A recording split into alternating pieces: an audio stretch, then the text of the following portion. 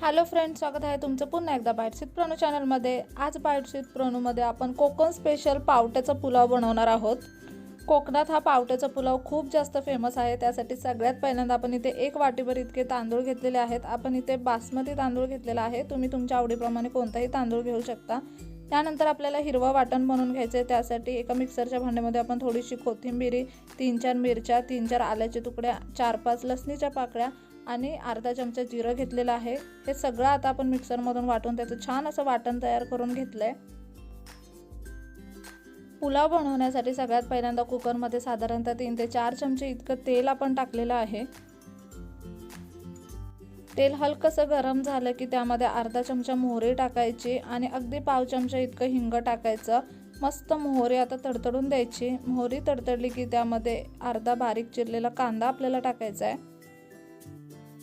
अगदी मस्त golden brown होईपर्यंत कांदा आपल्याला परतून घ्यायचा आहे। असा छान असा गोल्डन कलर आला पाहिजे कांद्याला। कांदा मस्त असा परतून घेतल्यानंतर त्यामध्ये आपल्याला टाकायचं आहे हे वाटण। जितकं वाटण आपण बनवलंय तितकं सगळं वाटण आपण यामध्ये टाकणार आहोत। हिरवी मिरची खूप जास्त तिखट असेल तुमच्याकडची तर त्याचं प्रमाण थोडं कमी टाकलं तरी चालेल। त्यानंतर 1 चमचाभर इतकी धने पावडर आणि अर्धा चमचा गरम मसाला टाकायचा आहे। खूप जास्त मसाले ह्या पुलावमध्ये टाकायला लागत नाही, कारण ऑलरेडी आपण वाटण यामध्ये टाकलेलं आहे। मसाले छान असे परतून घेतले की त्यामध्ये अगदी पाव चमचा इतके हळद टाकायचे।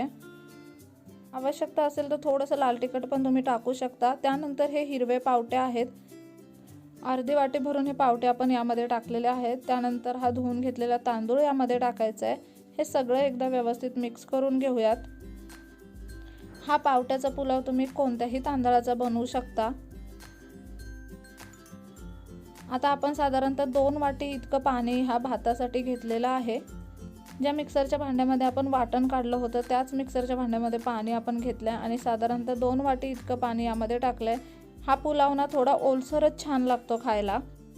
हा भात कोरडा झाला ना जास्त तर भात खायला मजा नाही येत। त्यानंतर यामध्ये आपण चवीप्रमाणे मीठ टाकून घ्यायचं आहे।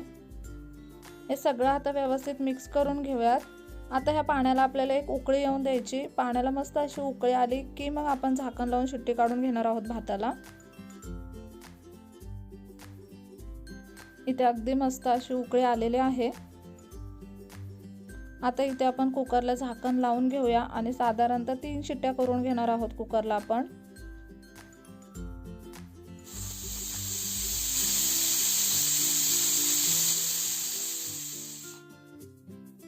कुकरला 3 शिट्ट्या करून नंतर कुकर थंड झाला की हा कुकरचं झाकण आपण उघडणार आहोत आणि तुम्ही इथे पाहू शकता अगदी मस्त असा पावट्याचा पुलाव बनून तयार आहे। छान अगदी ओलसर असा बनलाय। हा पुलाव अगदी गरमागरम वाफाळलेला असतो ना तेव्हाच तो खायला मजा येते। अगदी गरमागरम असा पुलाव बनवायचा आणि गरम गरम खायला बसायचं। सोबत लोणचं आणि पापड असेल तर अगदी मस्तच। ज्या दिवशी जेवण बनवायचा कंटाळा आला असेल ना त्या दिवशी नक्की ही रेसिपी घरी ट्राय करून पहा। खूप सोपी रेसिपी आहे।